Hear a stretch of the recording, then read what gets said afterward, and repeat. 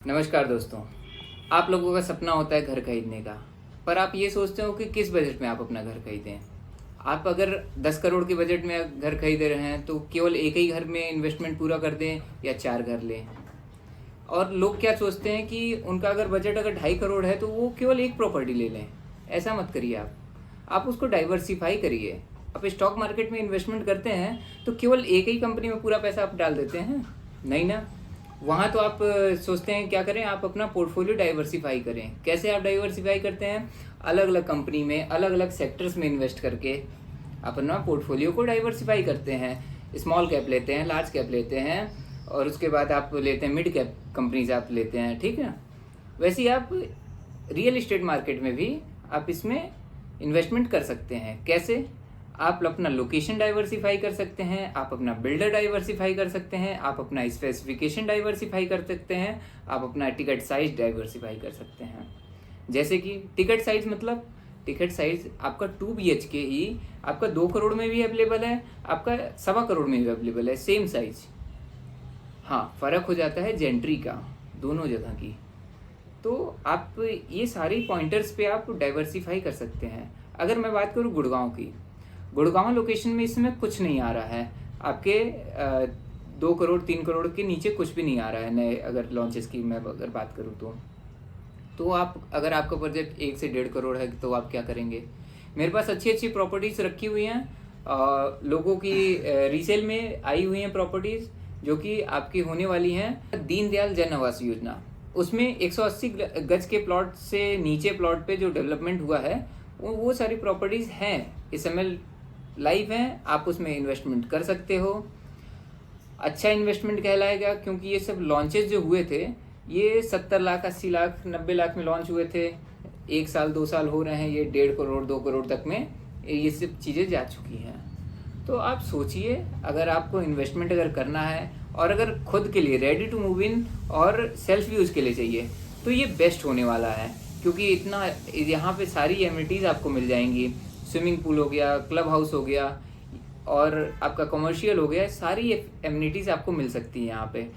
मैं बात करूँ किस किस सेक्टर्स में अवेलेबल है, 81 सेक्टर में अवेलेबल है, 93 में अवेलेबल है, उसके बाद आप 37D में भी अवेलेबल हैं कुछ कुछ प्रॉपर्टीज़।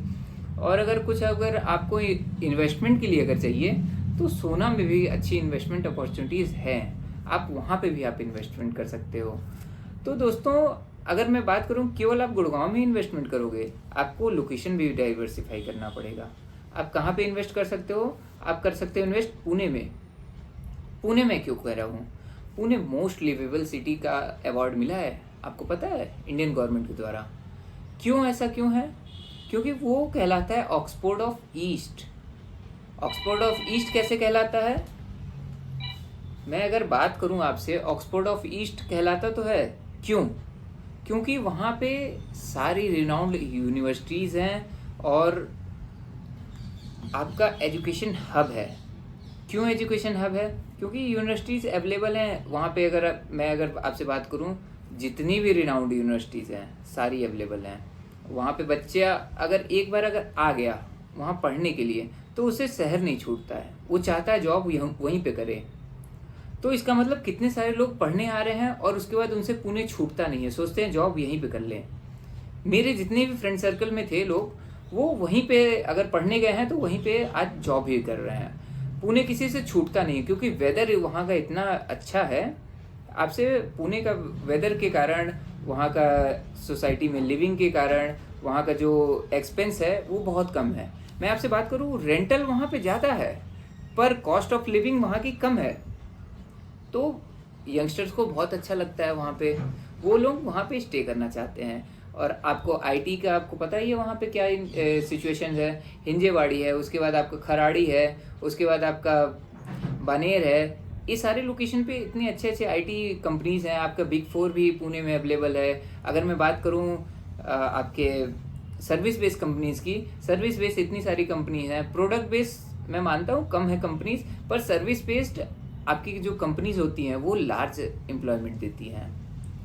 एक सेट ऑफ अगर मैं पैकेज की बात करूं, उसके ज़्यादातर एम्प्लॉयज़ होते हैं। तो आपका जो रेंटल पे उठने वाला चीज़ है वो बहुत अच्छा आपको रेंटल यील्ड मिल सकता है।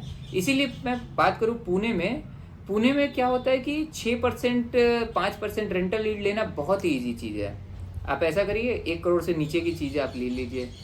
अब मैं अगर अपने एनालिसिस के हिसाब से बात करूं, ज़्यादा से ज़्यादा अब आपके पास 1 साल का समय बचा है। 1 साल किस में बचा है? ये जो 1 करोड़ से नीचे की प्रॉपर्टीज़ हैं, ये सब बहुत अब आएंगी तो साल भर से ज़्यादा के बाद अब नहीं आएंगी इस टिकट साइज़ में। उसके बाद सारी चीज़ें 1 करोड़ से ज़्यादा में आएंगी। क्यों ऐसा मैं कह रहा हूँ? क्योंकि देखिए, एक साइज़ छोटा करने का अगर 2 BHK है तो 2 BHK एटलीस्ट 300 से 400 स्क्वायर फीट में तो होगा। उससे कम आप कर देंगे तो 2 BHK वहाँ नहीं निकल पाएगा, वो 1 BHK हो जाएगा। तो श्रिंकफ्लिएशन जो होती है आपकी, अगर आपने सुना होगा टर्म, एक होता है श्रिंकफ्लिएशन, एक होता है इन्फ्लेशन। तो इन्फ्लेशन तब तक आपको नहीं दिखेगा जब तक श्रिंकफ्लिएशन की हद ना पार हो जाए। अगर श्रिंकफ्लिएशन की हद अगर पार हो गई तो इन्फ्लेशन आपको दिखने लगेगा। इन्फ्लेशन का मतलब रेट बढ़ जाएगा, श्रिंकफ्लिएशन मतलब साइज घट जाएगा। ठीक है दोस्तों, तो आप ये चीज़ समझिए और उसके हिसाब से आप इन्वेस्टमेंट करिए। मुझे एक चीज़ और इस वीडियो में बतानी थी जो कि वास्तु से रिलेटेड है। वास्तु क्या होता है? वास्तु मतलब, अगर मैं बात करूं, आप अगर घर लेते हो, घर आप लेते ही क्यों हो? वहाँ पे रहने के लिए, आप अपने सुकून के लिए, पीस के लिए आप घर लेते हो। और एक मेरा डिस्कशन चल रहा था अभी, एक सोसाइटीज़ में मैं गया हुआ था, तो वहाँ पे क्या हुआ कि एक कॉन्फ्लिक्ट चल रहा है। किस चीज़ का कॉन्फ्लिक्ट है? कि RWA बोल रहा है कि यहाँ पे हम मंदिर बनाएंगे। अरे आप ऐसा मत करिए। अगर मैं वास्तु के हिसाब से बात करूं तो एक वास्तु के लिए स्पेसिफिक जगह होनी चाहिए जिसके अराउंड मंदिर बन सकता है। वहाँ की एनर्जीज आपको पता होनी चाहिए, वहीं पे आप मंदिर बना सकते हैं। ऐसे कहीं भी मुंह उठा के आप कोई भी मंदिर आप नहीं बना सकते हो। अगर मान लीजिए वहाँ की एनर्जीज है मंदिर वाली, फिर भी आप मत बनाइए। क्यों ऐसा मैं कह रहा हूँ? क्योंकि वो रेजिडेंशियल पर्पज से है आपका, और मंदिर की एनर्जीज अलग होती हैं। अच्छा, मैं अगर आपसे बात करूं, आप मंदिर बोल रहे हैं कि जाने में पास हो जाएगा, मंदिर में जाके तुरंत पूजा कर लूँगा, अपने सोसाइटी में ही रहेगा, तो ग्रेवयार्ड भी बनवा देते हैं, जाके वहीं क्रियाक्रम भी तुरंत ही हो जाएगा। क्यों जाना उतना दूर? तो हर जगह की एनर्जीज अलग होती हैं। अब मैं ग्रेवयार्ड की बात करूं तो हमारे सबसे जो बड़े अगर भगवान जी की अगर बात करूं तो महादेव रहते हैं आपके ग्रेवयार्ड में। जो आपका शमशान होता है, शमशान में ही महादेव विराजते हैं। तो इसका मतलब कहीं भी शमशान बना देंगे? नहीं, हर चीज़ की एनर्जीज होती हैं, तो आप उस एनर्जीज को आप समझिए। तो इस टाइप के डिस्कशंस में ना पड़ें, और जिस चीज़ के लिए जो चीज़ एप्लीकेबल है वहीं करें। आप इससे खिलवाड़ मत करिए। और आप क्या कर सकते हैं इसमें बचने के लिए? मैं आपको डिज़ाइन में आपको बता सकता हूँ कि मंदिर का, पहले के टाइम के मंदिरों का डिज़ाइन क्या होता था वास्तु के हिसाब से। अगर समझना हो ये सब चीज़ें, तो मैं डिटेल्ड में इसका एक डिस्कशन कर सकता हूँ आपके साथ, जो कि एक वेबिनार के फॉर्म में हो सकता है वास्तु से रिलेटेड। तो अगर वास्तु में अगर इंटरेस्ट है तो आप मुझसे कनेक्ट कर सकते हैं। मेरा नंबर डिस्क्रिप्शन में डला हुआ है और यहाँ पे भी आपको शो हो रहा होगा। तो आप जाइए, उस पर कॉल करिए, या तो फिर आप व्हाट्सएप करिए, हमारी कम्युनिटीज़ को ज्वाइन करिए। अगर आपको कोई भी अगर क्वेरी अगर हो तो। वीडियो कैसा लगा आपको? वीडियो अगर अच्छा लगा हो तो एक थम्स अप कर दीजिए, और इसी टाइप की वीडियो अगर आपको हमेशा अगर चाहिए होगी तो चैनल को सब्सक्राइब जरूर करें। ठीक है दोस्तों, मिलते हैं। मैं हूँ श्याम और आप देख रहे थे रियल एस्टेट गुरुकुल।